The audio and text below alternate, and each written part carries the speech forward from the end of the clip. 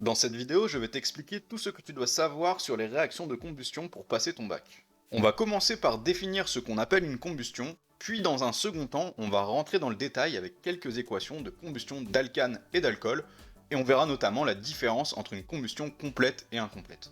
Et enfin, on terminera avec l'aspect énergétique et environnemental des combustions, qui est un enjeu majeur du 21e siècle.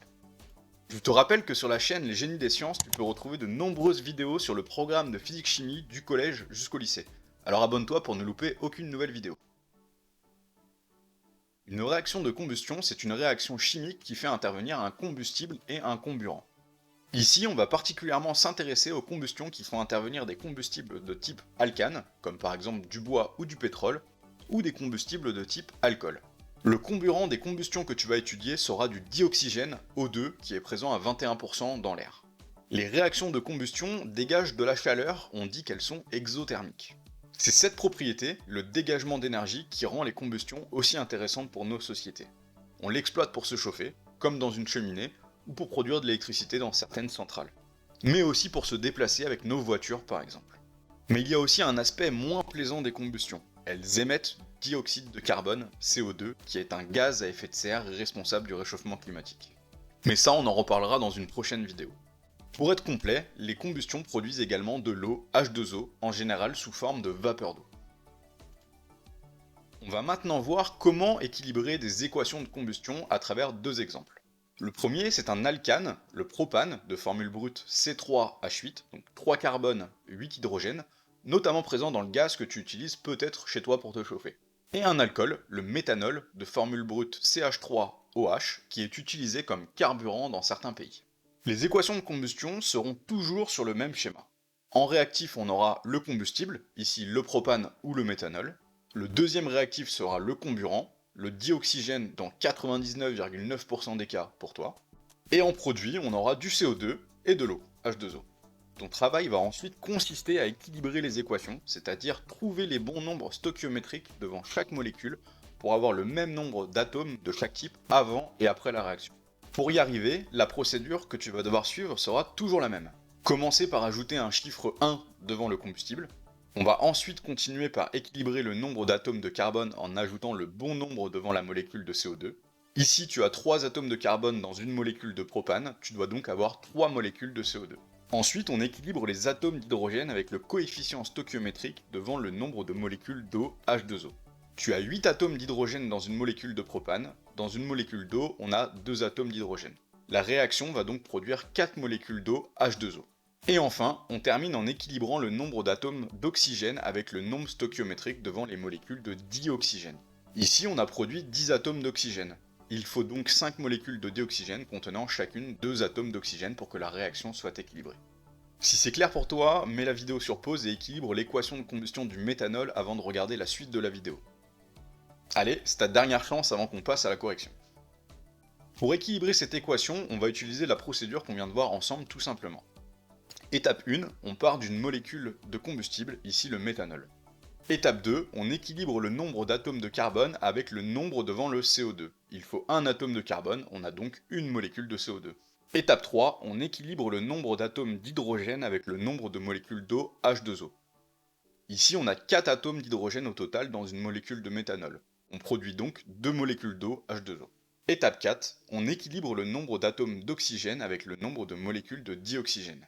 Ici, on a produit 4 atomes d'oxygène, une molécule de CO2 qui en contient 2, et 2 molécules d'eau qui en contiennent une chacune. Le méthanol contenait, lui, un atome d'oxygène. Il nous en manque donc 3. Or, chaque molécule de dioxygène contient 2 atomes d'oxygène. Il en faut donc une et demie. Si toutefois tu as des coefficients non entiers, comme le 1,5 devant le dioxygène ici, n'oublie pas de multiplier les coefficients de telle sorte que tu aies des coefficients tous entiers. En général, dans tes exercices, si tu dois multiplier les coefficients, ce sera par un chiffre petit, très souvent inférieur à 5.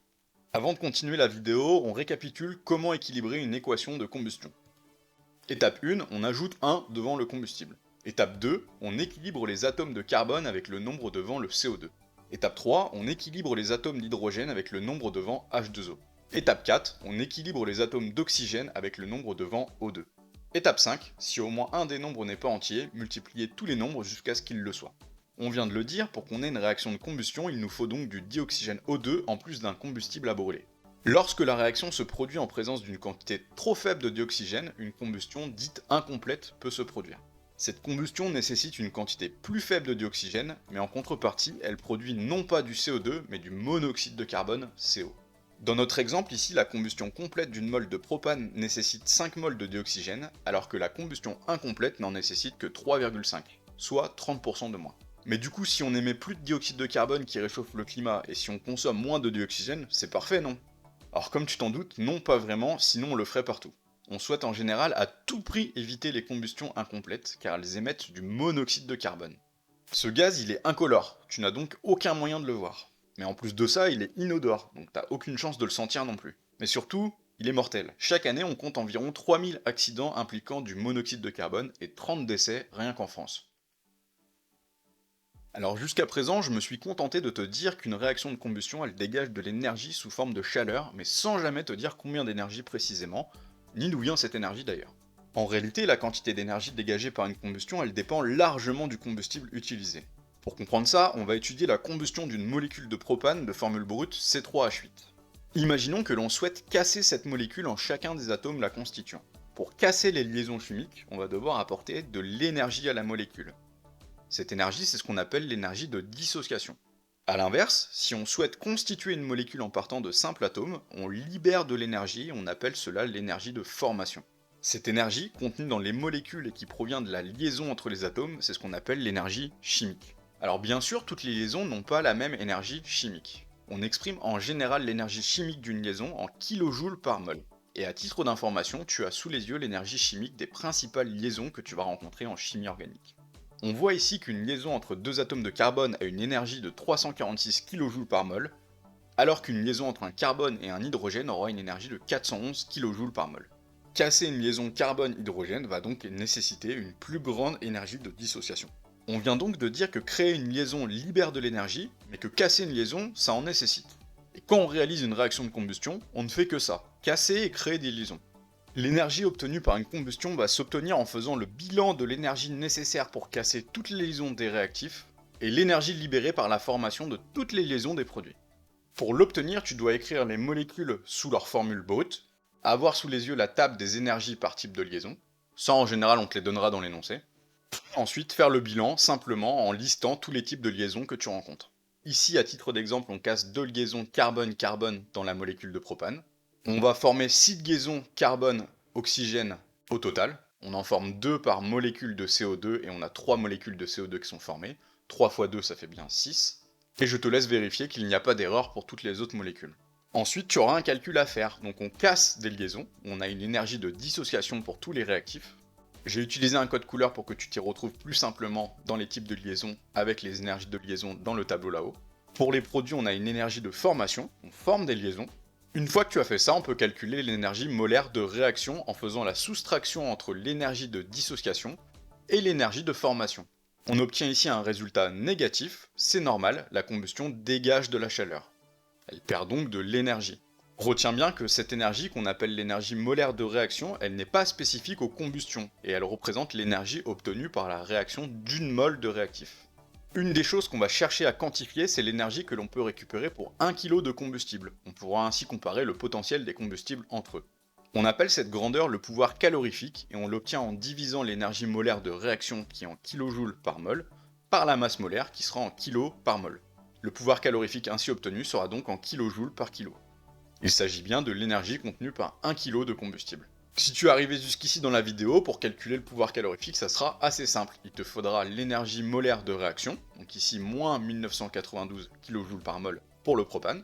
Alors on garde la valeur absolue de l'énergie, donc s'il y a un signe moins devant, c'est pas grave, on fera comme s'il n'est pas là dans les calculs, ça sera vraiment la valeur absolue qu'on va utiliser. Puis ensuite, éventuellement, tu auras un petit calcul de masse molaire à réaliser. Donc la masse molaire du C3H8 du propane, c'est 44 grammes par mol. Pour rappel, si tu n'es pas trop à l'aise pour les calculs de masse molaire, tu peux aller voir cette vidéo.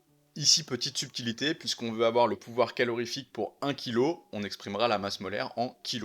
Et ensuite, on procède à la division. Donc ici, on a 45,3 mégajoules par kilo de pouvoir calorifique.